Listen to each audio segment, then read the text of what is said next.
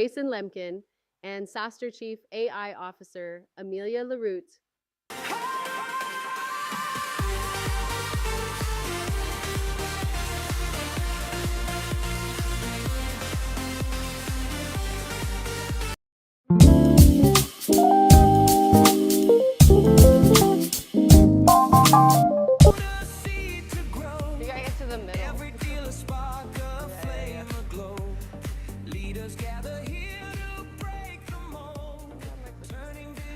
All right, good morning, everybody. Thanks for coming back to SaaStr AI London 2025. We really appreciate it. Especially appreciate you guys making it to level L-99 in Coruscant. Is that what it's called in Star Wars? Coruscant? Coruscant? Is that the home world? Where you just keep going down? Yeah, there are a lot, The workshops are on -124 if you keep going down, and then the brain dates are at the very bottom. And then below that lava. Yeah, thanks for being here. So we have a full day, so we're just going to keep going. I know some folks are going to stream in, some folks are going to have coffee.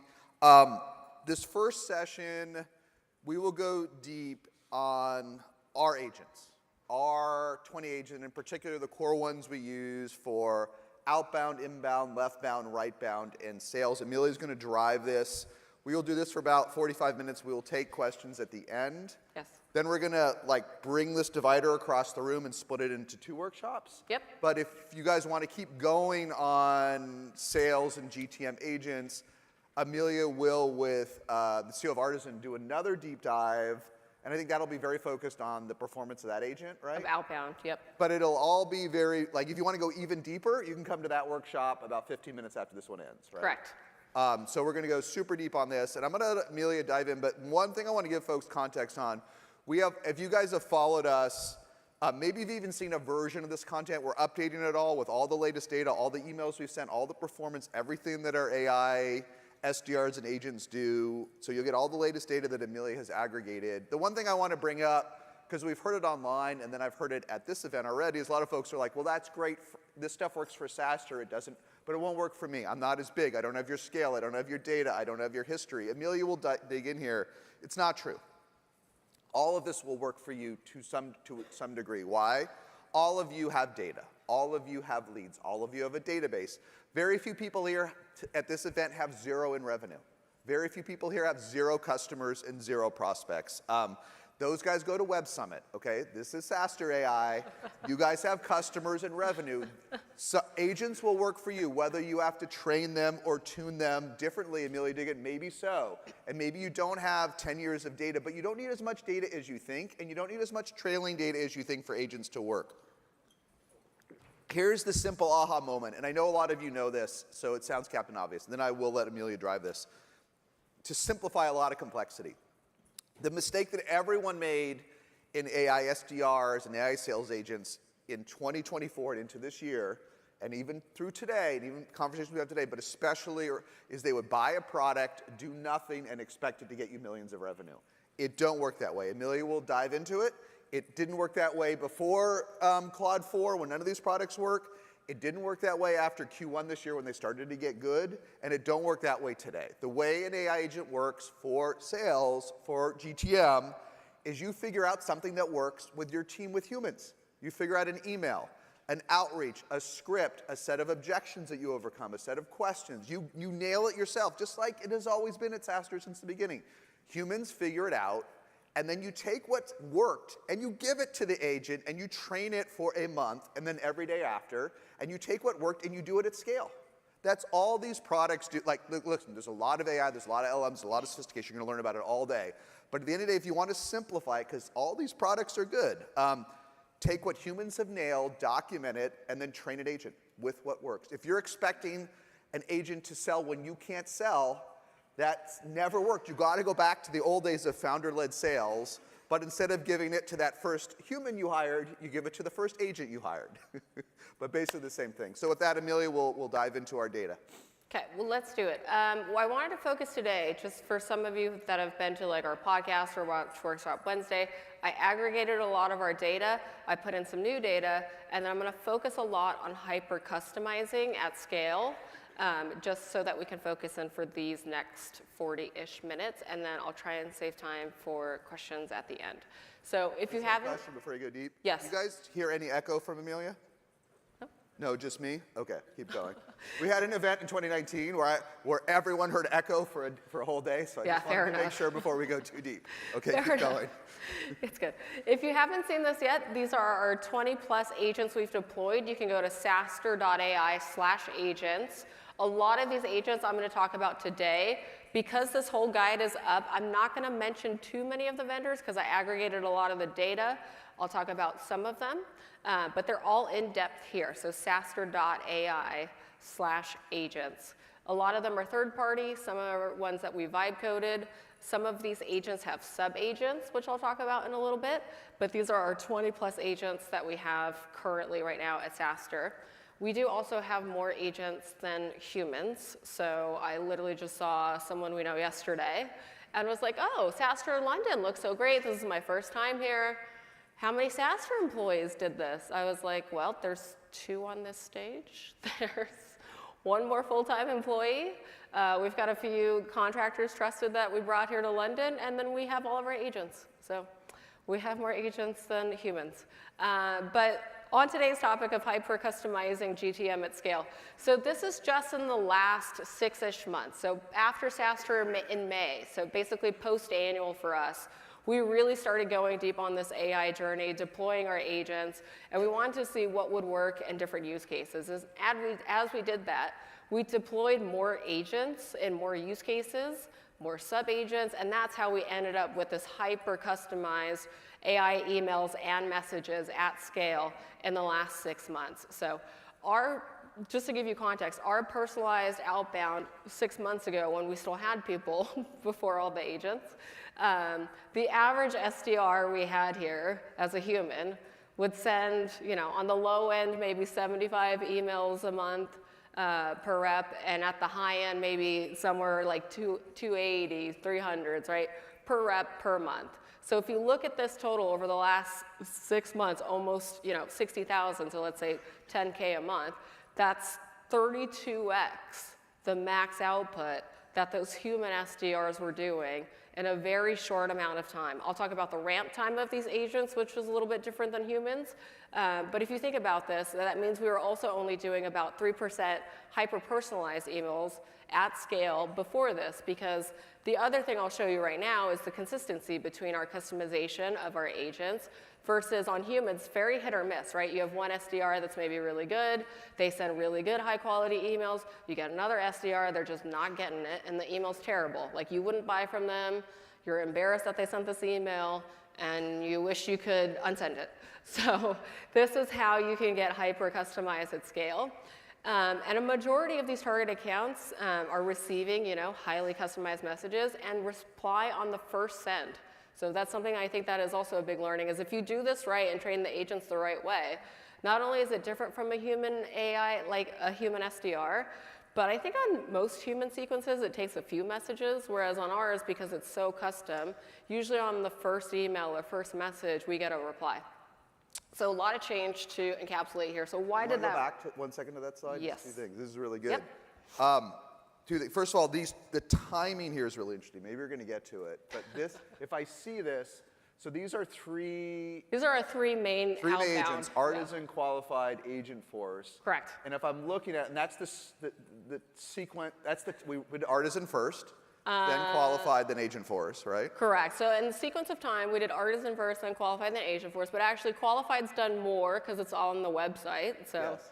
It's cheating a little. And then artisan's in the middle, and then agent force is our newest at the bottom.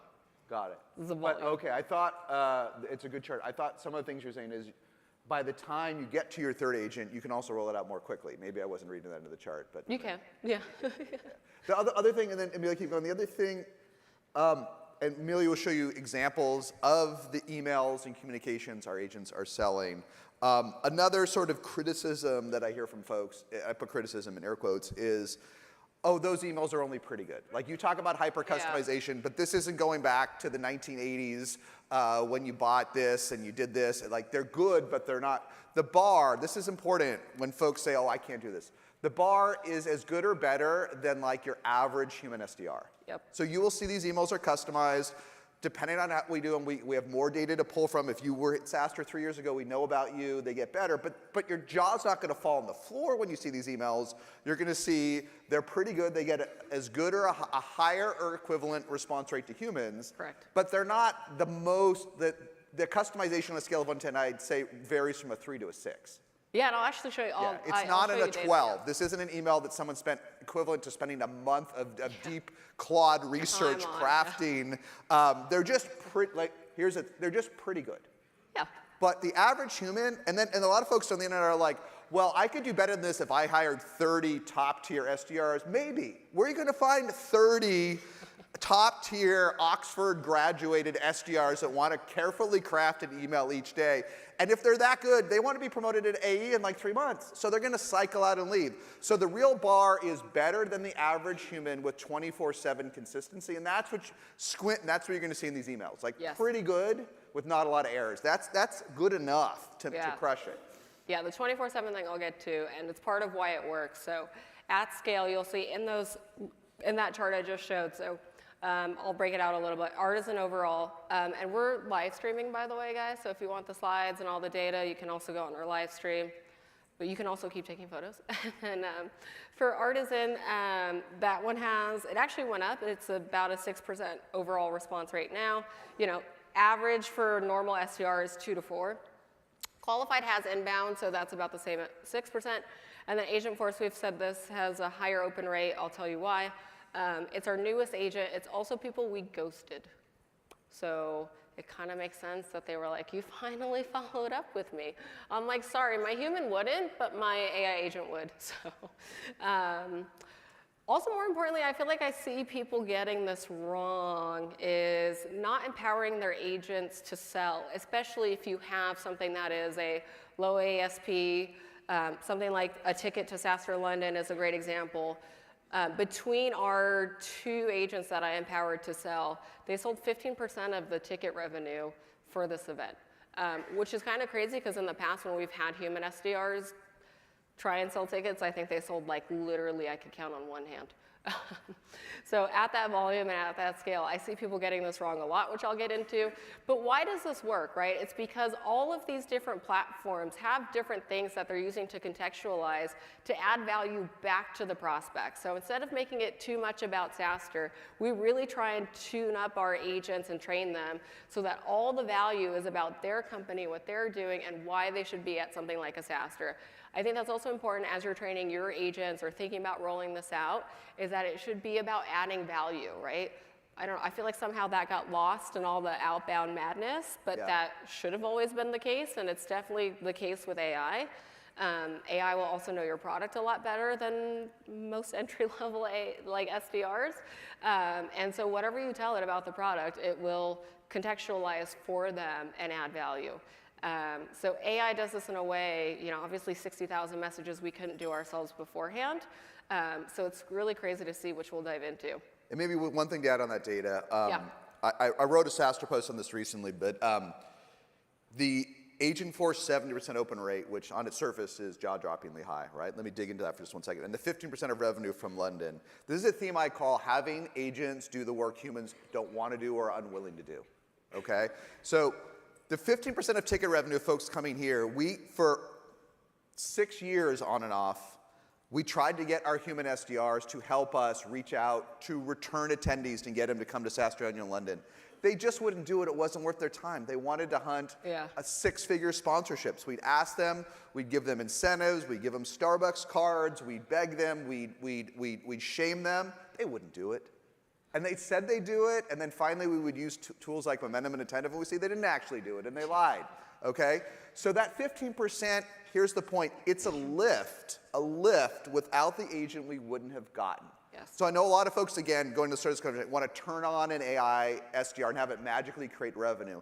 Another way is understand calmly which parts of your funnel, which parts of your go-to-market process is not even happening, isn't even remotely optimized. Where are the leads where it's just not, like your team says they want to do them, but they don't want to do the small leads. They want to do the low-scored leads, you know, and that's what that 15% is.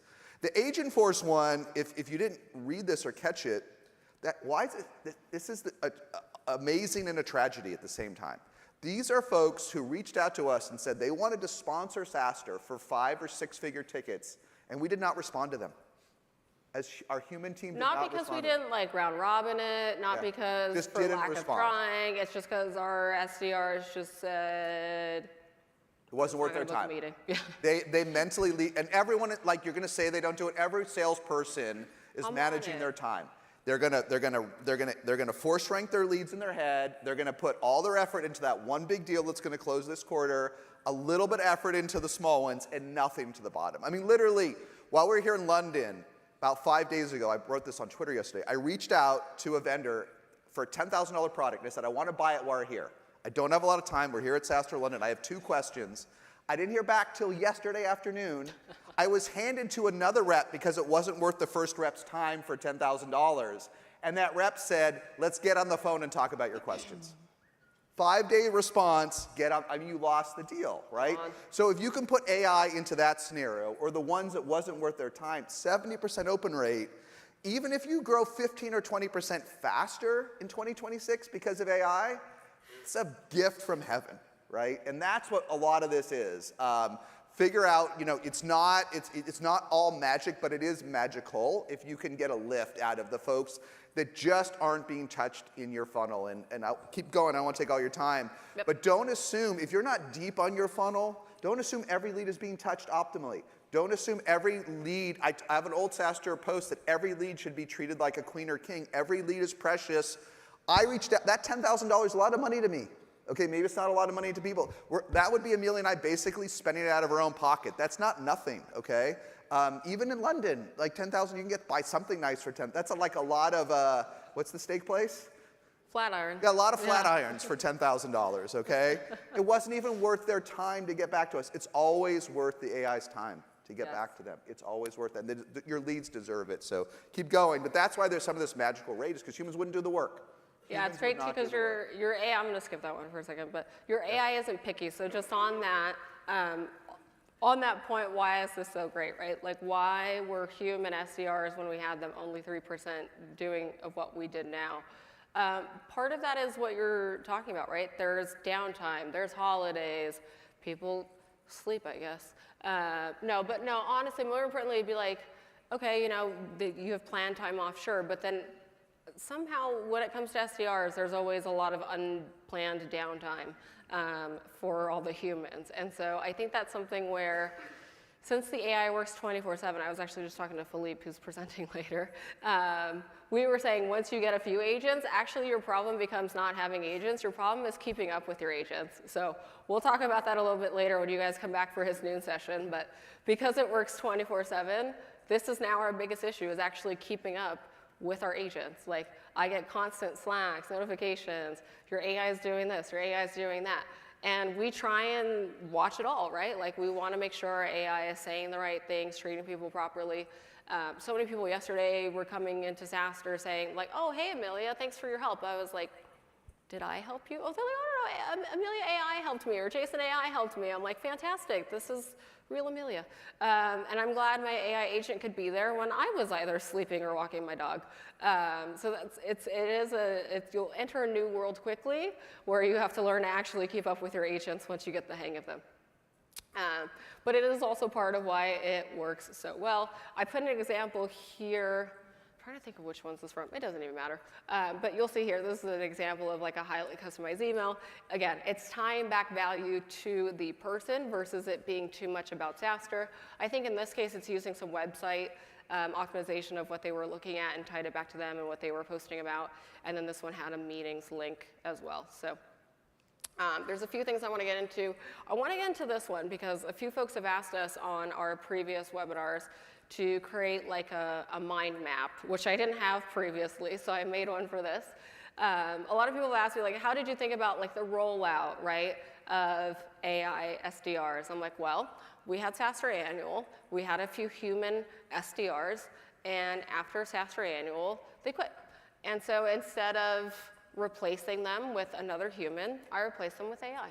So this is how I started to do that. I split up basically the lowest hanging fruit, right? So I took into are, because it had just been SaaStr Annual, so you can take something equivalent for your company. Maybe you've just done a new product release, the new year is coming up.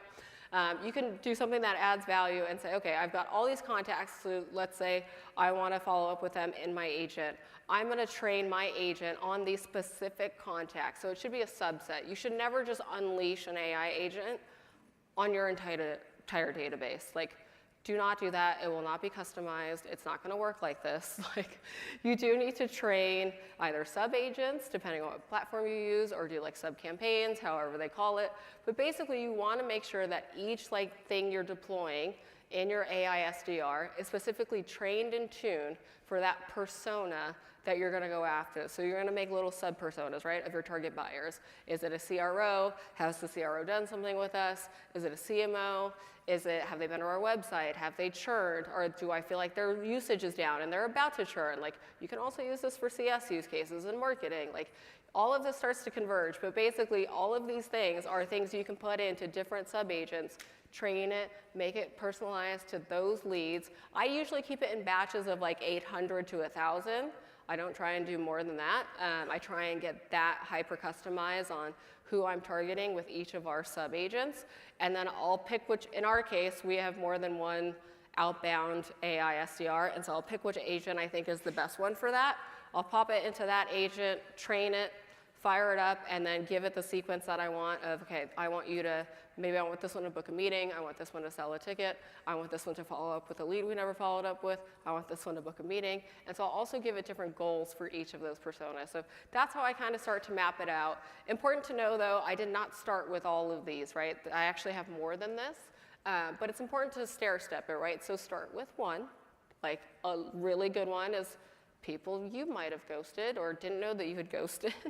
Another one is if you're getting really good inbound, but you're not able to completely follow up, or maybe you can't follow up after the first meeting, that's a good use case. Like, don't start with something mission critical. Like, you're going to be disappointed if you can't get it to work really quickly. A lot of these have ramp time, which I think is on the next slide. So don't start with something that's too mission critical, because then you might set yourself up for failure. Amelia, who do you think can implement something like this? Oh, that's a good question. I have that later. Oh, you do? All right, keep going. Yeah. All right, these are a few more examples. The other thing I'll say, too, and the reason why I put these examples, hopefully you guys can see. So the first one, this one's an example from Artisan. I think this person came here. But literally the top is, to Jason's point, is like, it's an okay, like, is it the greatest email on planet Earth? It's pretty good. Would I have written this? Maybe. I'll give myself a 50-50. This one's inviting them to come to SaaStr Annual.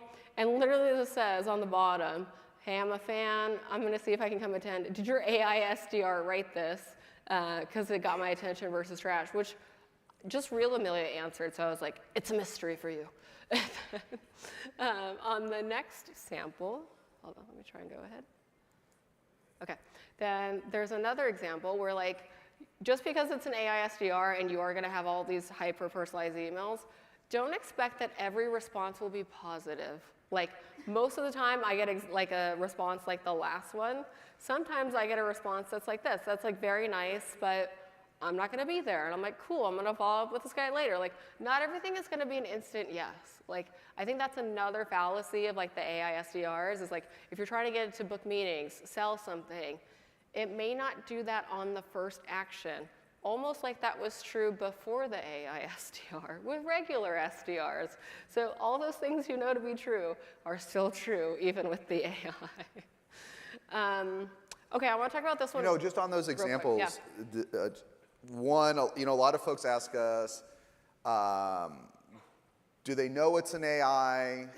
Do they mind that it's an AI? I think even just in these two examples, you'll see a spectrum here. You'll see, is it an AI, was the question. So I guess we're not always clear whether it is or isn't. Oh, we're not. But maybe when we get there. I think the biggest, but a big takeaway is, as long as the communication is reasonably good, adds some value, right? Yep. And even just a discount is value, okay, and a little bit of connection. What you can see from the 3 emails you've already seen is people don't mind. They don't mind. They don't mind, and what they want is help. And I really think, especially in 2026, we're all going to work in these heterogeneous worlds where we mix AIs and humans. And imagining that I somehow mind talking to a great AI is backwards. A great AI is often going to add more value than a mediocre human. Yeah. So like I think my meta learning, it's a learning. Don't worry about that. Don't worry about people talking to an AI. Worry about if it's good. Yep. And adds value, and people they don't mind. In fact, they don't mind talking back to the AI. Forget about chat, even by email. They're happy to do it, right? You might be happy to do it too. It might be a relief to talk to an AI rather than the human that took 5 days to get back to me this week. Like, it's not a negative. I don't think it's a negative. To that point, we did hyper-change our inbound flow because of AI as well. So that was mostly outbound. For inbound, we use a tool called Qualified on our website. Our old flow 6 months ago used to be you have to fill out a form on our website. I know a lot of people still have that flow today. Then we would get alerted via email, and then I would manually route it to whoever I thought was the best AE based on like the company size. We don't really do territories. Company size, category of company, like, okay, do they rep any competitors, things like that. So we would route it, and then the AE, depending on who it was, would take about 2 or 24 hours to get back to them. And it'd always be like, oh, hey, it's so-and-so from SaaStr, saw you're interested, let's book a meeting, like the simplest, maybe worst email response to, no offense to our team, to those inbound leads. And now, this is a screenshot of Amelia AI. If you want to try it, it's on SaaStrLondon.com. You can talk to she/me, and you can instantly talk to Amelia. You can book a meeting with her. So she instantly books meetings for our team. Honestly, a lot of the time she books meetings while I'm asleep. So I'll wake up and I'll be like, okay, and the meetings booked are, I'll just go through all the meetings that have been booked overnight instantly. I didn't have to worry about waking up in the morning, routing any leads I might have missed or whoever's in charge of your routing might have missed, and then follow up with them, and then hope that the AE then also follows up with them to book the meeting.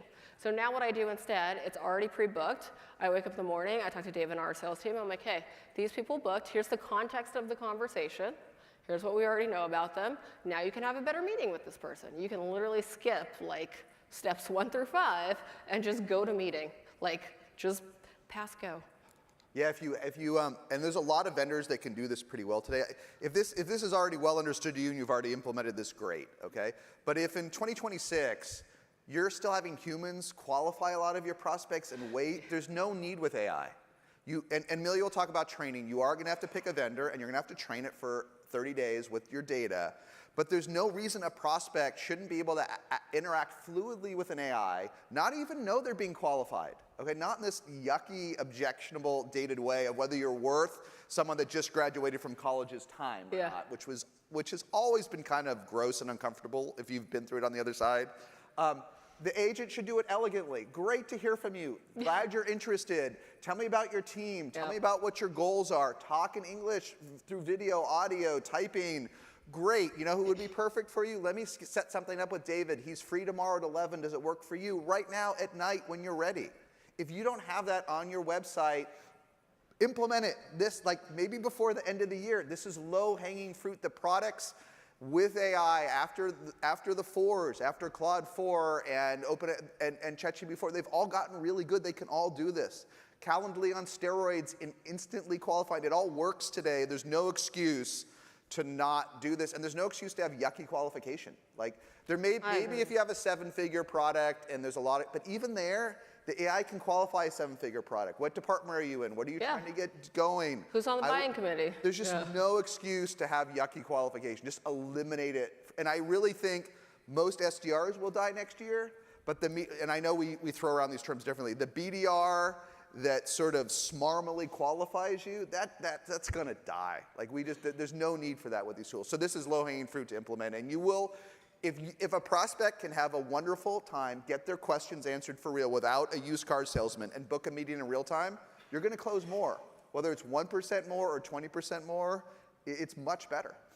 Yeah, the other thing I'll say real quick on that point too is that these folks actually like that they got to book instantly. Like to your point of like beforehand, right? We'd had to round robin it and do all this other thing and route it and then finally book the meeting, connect the Zoom. Sometimes the Zoom doesn't work. Like it's so instant. It's not like we're getting messages like, okay, AI, like you didn't really answer my questions and so I had to book a meeting. They're like, it's literally like qualifying them. That's why it's in the name of this one. But it's literally qualifying them while they're on the site. So to your point, it does all that for you. Obviously, you have to train it and are qualified. Maybe it's on this slide. And that was 130 meetings booked that you had, right? 130 meetings booked in, we've had qualified since August. And going up, right? Yeah, and going up. So August was our first month, so you can see we rolled out at the end of the month before Dreamforce, and then September, October, November. There was a lot of inbound in November. Honestly, I was like, I don't think, between David and myself, who's our AE, I was like, I don't think we would have booked, we definitely wouldn't have booked this many without the AI, because we would have missed them, and they were high quality. We were like, okay, we can see what they said to Amelia AI, we can have a better meeting, and like, now we have a lot of pipe in December, Jan because of it, so. One other thing on that chart, pays dividends, yeah. A lot of folks ask us, and it's all over social media, this is the age of voice. Is voice better? Is chat better? Is video agents better? People can pick. Yeah, they can pick. Don't try to answer this question. You're going to find everyone is different, and different types of prospects are different. I like to chat. I like to clack.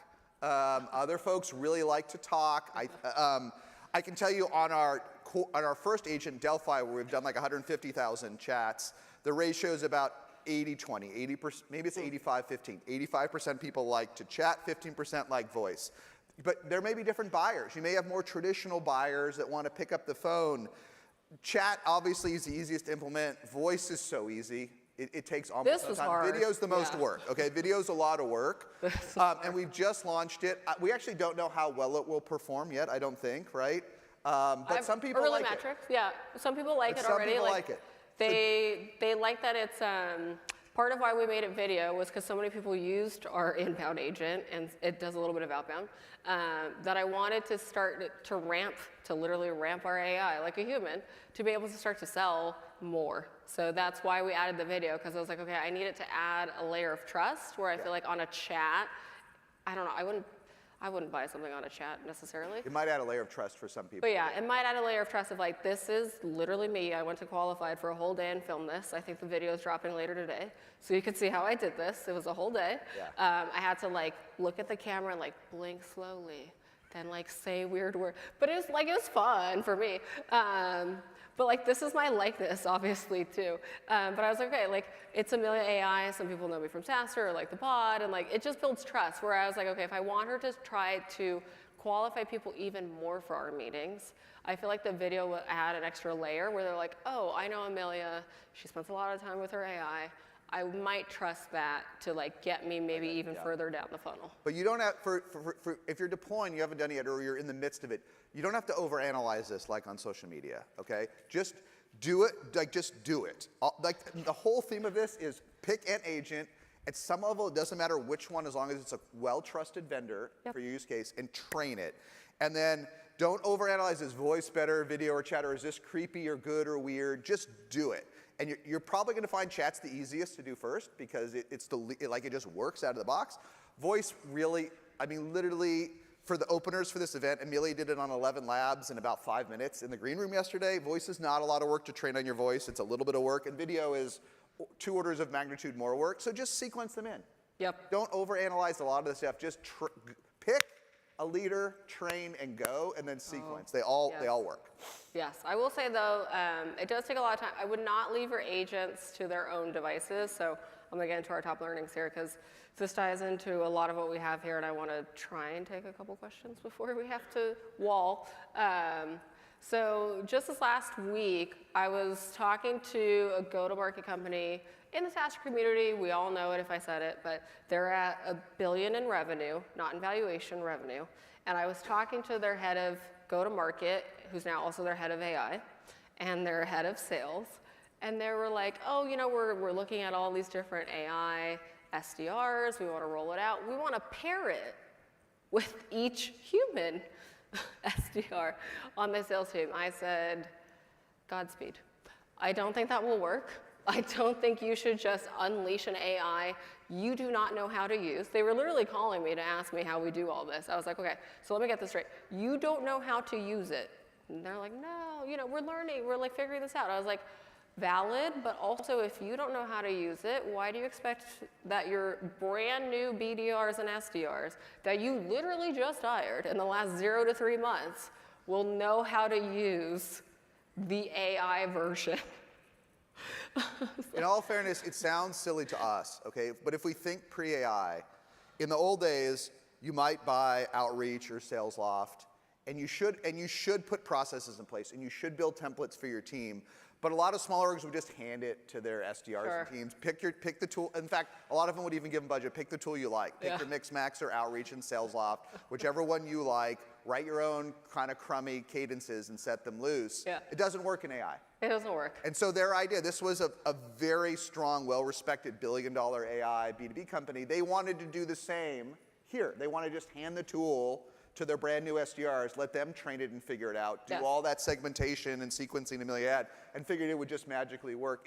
If you compare it to like the old days, it's not that silly actually. No, it's not silly at all. And like when I walked them through why they shouldn't do that, they were like, oh, you're totally right. Like, they're like, okay, now we're almost a little embarrassed. We thought we would just unleash it on all of our BDRs and SDRs that were humans, because now it makes sense that we need to feed it, we need to pick who's going to feed it contacts. Is it sales, marketing, CS?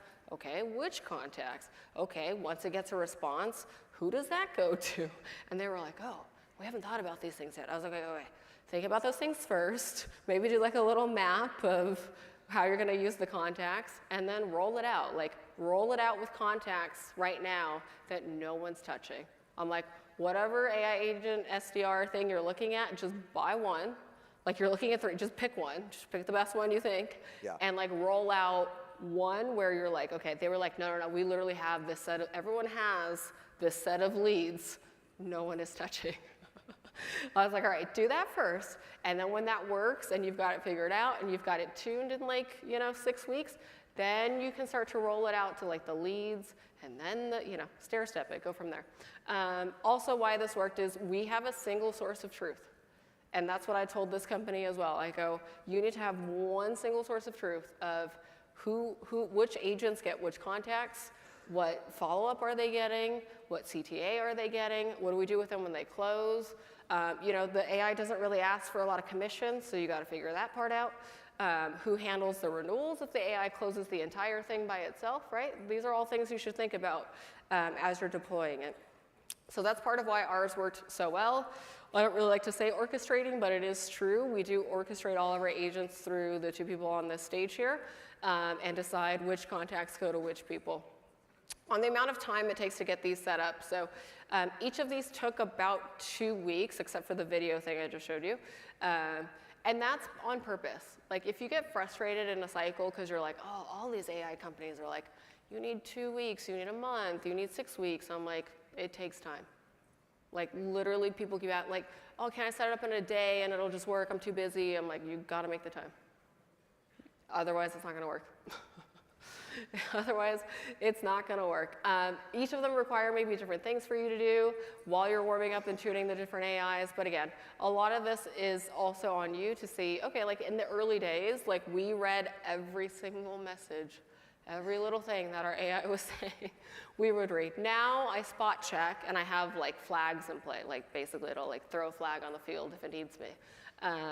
And a lot of the times, if it books a meeting, it's automatic. I don't need to read it. So you can start to build trust with your agents the more you get into it.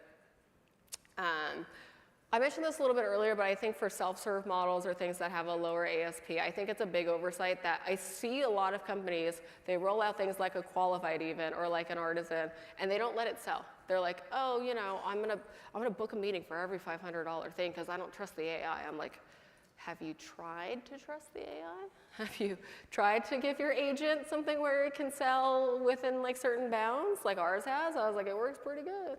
I'm like, if you give it certain guardrails and you let it sell, it's actually a pretty good seller. Maybe just 2 things I know you'll get to something in the second point. Who do you need to, I know you're going to get to the next one, so let me summarize it quickly. And this last point on lower ASPs. Who do you need to have success? I know you're going to get to it. I think you need 2 people to make this success. One, you need someone generally speaking, at the vendor to help you deploy it. Yeah, a forward deployed engineer, solution architect, they go by different names. Everyone on social media, for startups, is talking about forward deployed engineers. And what that term can mean a lot of things. It probably doesn't mean for you what it meant at Palantir when they invented it, but it means someone that can work with you in your training and get it into production. Yep. That's why a lot of these tools, that's why self-serve doesn't work that well, and that's why one reason some of these tools are relatively more expensive is because you need a human helping you onboard your product, okay? You need one. And Amelia will touch on that. If you can't get that help, don't buy the vendor. Don't buy it. Don't buy the vendor. No matter how slick the salesperson is, AI or human, if you're not gonna get the help to train and deploy, I'd rather have a worse vendor that will give me the help 100%. Day and night. And that I trust. Okay, and then the second point is, okay, and then on your side, this is, well, we're out of time to talk about it today, we'll talk about it more. Yeah. One way or another, you need a GTM engineer in-house. Yes. Now, are there a million of these folks running around that you can hire on Craigslist? No, okay? And does that mean different things? I mean, we'll have Clay here later with Amelia. For them, GTM engineering is kind of an onboarding sales role. That's different. In-house, you need a nerd. You need an AI nerd, okay? They could come out of marketing because, you know, obviously a lot of this is an overlap between marketing and sales. So if you have a technical marketer, if you have someone with a little bit of B2C background or a HubSpot nerd or someone like that, they can probably do this. Yep. Anyone that's built complex campaigns can do this. Anyone in the market that's senior enough, if they just built a lot of campaigns, this is basically a lot of campaigns with AI, okay? Can someone on RevOps do this? If they're techie. Can your average RevOps person do this? No. Can almost anyone on your sales team that is not in RevOps do this? No, okay? So slow it down. Try to find the one like GTM nerd on your team, promote them, and have them own this. But it needs to be that nerdy person that can implement software. Yep. It's not new, but you need the vendor to help you and one person in-house. Yes. And the last one on self-serve, look, a lot of the vendors that are out here and will be at annual and that they're rolling out more self-serve product, but it's early because of training. Yes. It's early, and I just did with G2 maybe 3 or 4 weeks ago. It's on G2's website. I did a deep dive with the CEO of Zendesk, and Zendesk has obviously a lot of AI, and they do have a low-end self-serve version. This is interesting. He said, with our top customers at Zendesk, we can automate 60 to 80% of support and related interactions, okay? Makes sense. They train them sometimes for months at Zendesk for their big customers. For our self-serve AI, it's 20%. Now 20% is still meaningful, right? But 20% probably isn't enough for an outbound sales tool. You need to go further. So this is, just bear in mind, this is gonna come, but training, iterating on autopilot with no human, it's not there yet. It's not quite there Yep. as we record, right? So don't expect that folks are they're getting there. I think in 12 months it will be exciting, but you need humans on both sides. Yes. To make the AI work, you need 2 humans. You need 2 humans. Yeah. My point on that too actually ties into learning number 2 actually, is do it to humans you think will stay at your company. Because literally, no joke, I was talking to a CMO maybe 6 weeks ago. They're at 50 million ARR.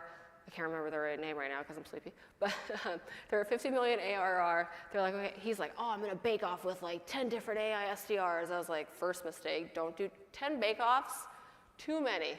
Like, if you're gonna bake off a few AI SDRs, maybe pick like 3 at most. Like, I was like, that's mistake number 1. I was like, this guy's already doomed.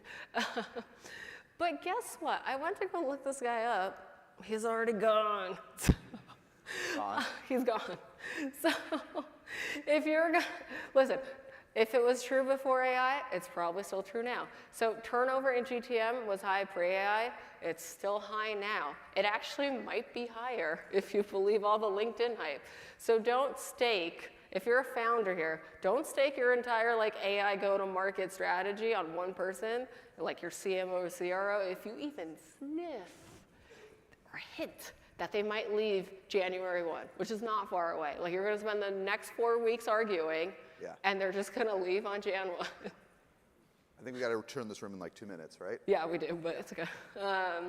So yeah, Just make sure if you're going to stake your AI or if you're going to build clones around, AI agents that you deploy around clones of your team, that you're damn sure they're going to stick around and they have a real stake in the company and a real reason to do so, because otherwise you're going to be left retraining all these agents over again when that person leaves. And then to my last point, because yeah, we gotta go. I don't have time for that.